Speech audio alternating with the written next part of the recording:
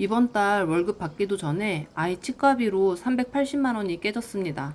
연금 투자를 쉬어야 하나? 솔직히 눈앞이 캄캄해지더라고요.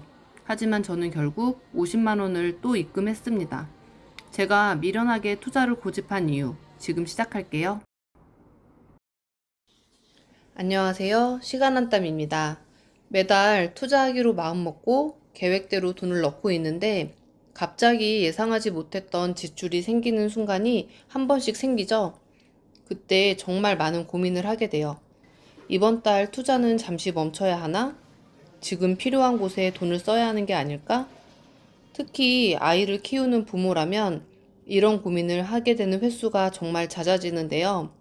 아이에게 필요한 건 해주고 싶고, 동시에 나와 배우자의 미래도 준비해야 하거든요.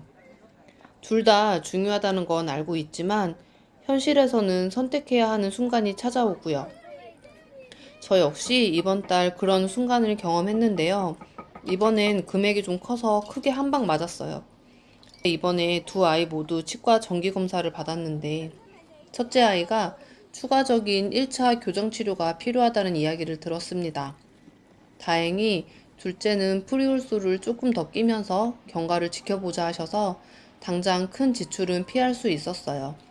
그래서 지금 당장 필요한 비용은 380만 원이에요.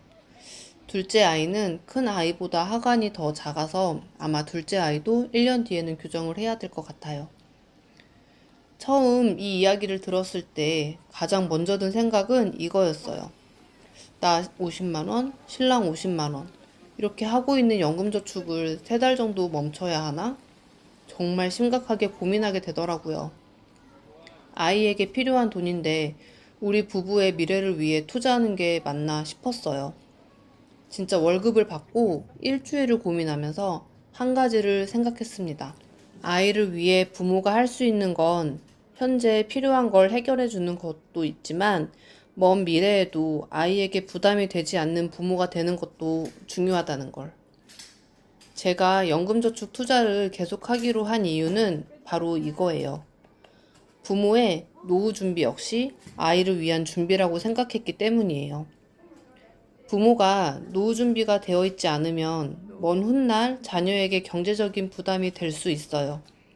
지금 아이에게 좋은 걸 해주는 것도 중요하지만 30년 뒤에 아이가 자기 삶에 집중할 수 있도록 부모가 스스로 준비하는 것도 필요하다고 생각합니다. 그리고 노후 준비는 시간이 중요하기 때문이에요. 자녀 양육비는 상황에 따라 조절하거나 다른 방법을 찾을 수 있어요. 하지만 노후 준비는 시간이 지나면 그 시간을 다시 가져올 수 없죠. 복리는 투자 기간이 길수록 그 힘을 발휘한다고 생각합니다. 마지막으로 완벽한 상황을 기다리면 투자를 시작하기 어렵기 때문이에요. 살다 보니 예상하지 못한 일이 많이 생기더라고요. 병원비, 생활비, 아이 교육비, 계획대로 흘러가는 인생이 아니에요. 그래서 저는 기준을 정했어요. 아이에게 필요한 건 해주자. 하지만 부모의 미래 준비도 포기하지 않아야 된다. 그래서 이번 월급날에도 기존 투자 루틴을 이어갔습니다. 부부 월급은 한 곳으로 모으고 고정비와 생활비를 제외한 뒤 연금저축 펀드 계좌로 투자금을 이체했습니다. 저희 부부는 각각 50만 원씩 총 100만 원을 연금저축 펀드에 투자하고 있어요. 물론 마음이 편했던 건 아니에요.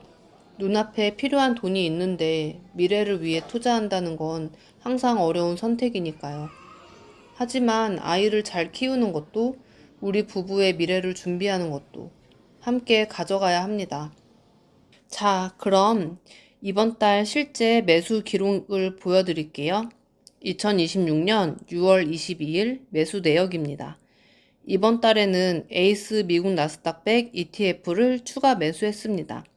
15주를 매수했고 총 투자 금액은 52만 8,975원입니다. 월급에서 이체한 50만 원과 기존 배당금 및 예수금 2만 8,975원을 활용했어요. 현재 연금저축 펀드 계좌입니다. 에이스 미국 나스닥 100은 기존 399주에서 414주가 되었습니다. 그리고 현재 코덱스 미국 S&P 500은 259주, 솔 미국 S&P 500은 335주를 보유하고 있습니다. 저는 앞으로도 S&P 500과 나스닥 100 중심으로 장기 투자를 이어갈 생각이에요. 이번 일을 겪으면서 다시 느꼈어요. 투자는 항상 여유가 있을 때만 하는 건 아닌 것 같아요. 살다 보면 예상하지 못한 일이 생기고 계획이 흔들리는 순간도 찾아오죠.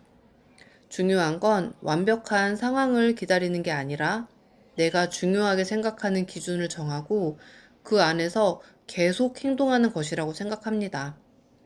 아이에게 좋은 부모가 되는 것, 그리고 먼 훗날 아이에게 부담이 되지 않는 부모가 되는 것. 저는 이 두 가지를 모두 준비하고 싶습니다. 아이의 교정비는 지금까지 생활하면서 그랬던 것처럼 어떻게든 해결되겠죠. 할부도 있고 생활비를 아끼는 방법도 있고요. 이번 달도 특별한 투자 방법은 아니었어요. 그저 월급을 받고 계획한 금액을 투자하고 그 과정을 기록으로 남기고 있습니다. 이 작은 기록들이 쌓여서 20년 뒤에 우리 부부의 노후를 만든다고 믿습니다. 지금까지 긴 영상 시청해주셔서 감사합니다. 시간과 정성을 담는 시간 한 땀이었습니다. 감사합니다.